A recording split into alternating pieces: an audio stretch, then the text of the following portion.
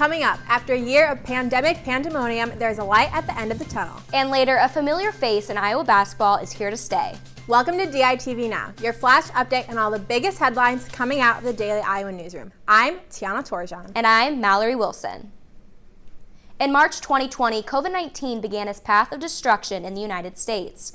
Now every state is at least 10% vaccinated. DITV News Director Bailey Chehan puts the pandemic in perspective. Last January, DITV spoke with Dr. Stanley Perlman, who has studied the coronavirus for decades. Cases had just started coming into the United States. Dr. Perlman said that Iowans shouldn't panic over the virus since there weren't any cases in the state at that time. Despite this, 2 months later, things took an unexpected turn. We're prepared. We are really very highly prepared for anything. And in a short period of time, I mean, what they've done is very incredible. And once we hit March and the cases were taking off and we had a federal government that was denying that there was a problem, I thought this could be a long-term problem because the cases were exploding and we weren't doing any of the right things. But there is concern about whether commencement ceremonies will happen this spring.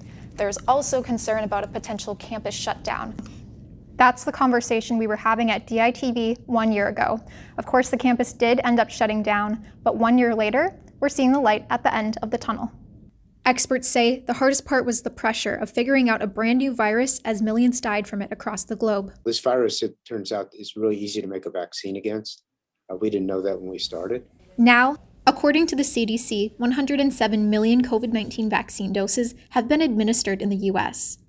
This is a milestone in the fight against a virus that has taken so much from so many. From the Daily Iowa Newsroom, Bailey Chehan, DITV News. Back in September, the Iowa City Council formed a commission to combat racism within the government, but now they're thinking about suspending it. The Truth and Reconciliation Commission was meant to be a tool for investigating and confronting racism, but since its conception, 4 of the 9 members of the commission have left. Resignees felt there wasn't a clear plan for the work ahead. They also said the meetings were tense and stressful. An important member of the Hawkeye basketball team is here to stay. University of Iowa men's basketball coach Fran McCaffrey has agreed to contract extension. That means he's sticking around until 2028. McCaffrey has been with the Hawkeyes since 2010. Now he's coaching the team to their 5th tournament appearance in 7 years. McCaffrey has the 2nd most wins in Iowa with over 200 wins. McCaffrey and his Hawkeyes will play Grand Canyon University in Indianapolis this Saturday. The madness continues this March. The Iowa women's basketball team received a number 5 seed for the NCAA tournament. The Hawkeyes' impressive performance in the Big Ten tournament proved that this young team should not be overlooked. I think that's super impressive, and I think people are starting to notice we're pretty legit. Iowa didn't look like a tournament team at the beginning of the season, but now, with big wins under its belt, head coach Lisa Bluter is looking forward to seeing what this confident young team can do. So, we don't have a whole lot of people on our team that played in that Elite 8 run, but I'm excited about taking this team to the NCAA tournament to see how far we can go. The Hawkeyes will kick off the tournament facing the 12th-seeded Central Michigan this Sunday at 11 a.m. After the Black Lives Matter protests last summer, the Iowa Senate voted to support law enforcement. DITV politics reporter Lauren Johnson is in the newsroom with more on the potential impact. These Back the Blue bills will support law enforcement if signed into law. In her Condition of the State speech, Governor Reynolds pledged to include a ban on racial profiling with these bills, but that does not pass.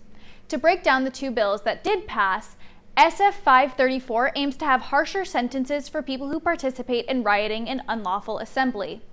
SF 479 will make local governments unable to receive state funding if elected officials limit the budget of their law enforcement agency without a good reason. From Iowa City, Lauren Johnson, DITV.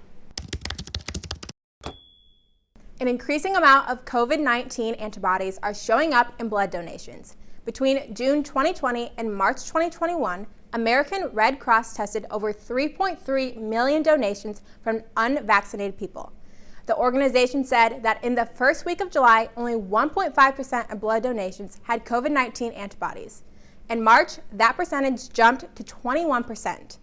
A positive antibody test indicates whether someone has been exposed to COVID-19. It does not mean that the person is immune. 6 feet has been the key measurement for social distancing, but schools opening back up, the CDC is considering changes. A new study found that a 3-foot distance may be enough. Teachers are finding it difficult to accommodate social distancing at full capacity. 3 feet instead of 6 feet could make all the difference. The CDC is currently doing their own research.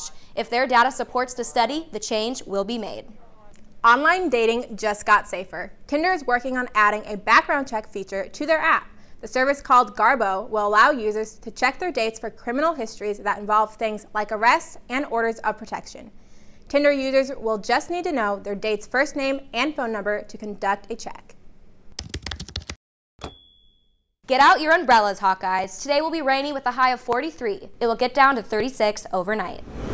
Thanks for tuning in to DITV Now. We'll be back tomorrow with the latest on the University of Iowa, Iowa City, and Hawkeye Nation. From Iowa City, I'm Tiana Torjan. And I'm Mallory Wilson. Have a great day.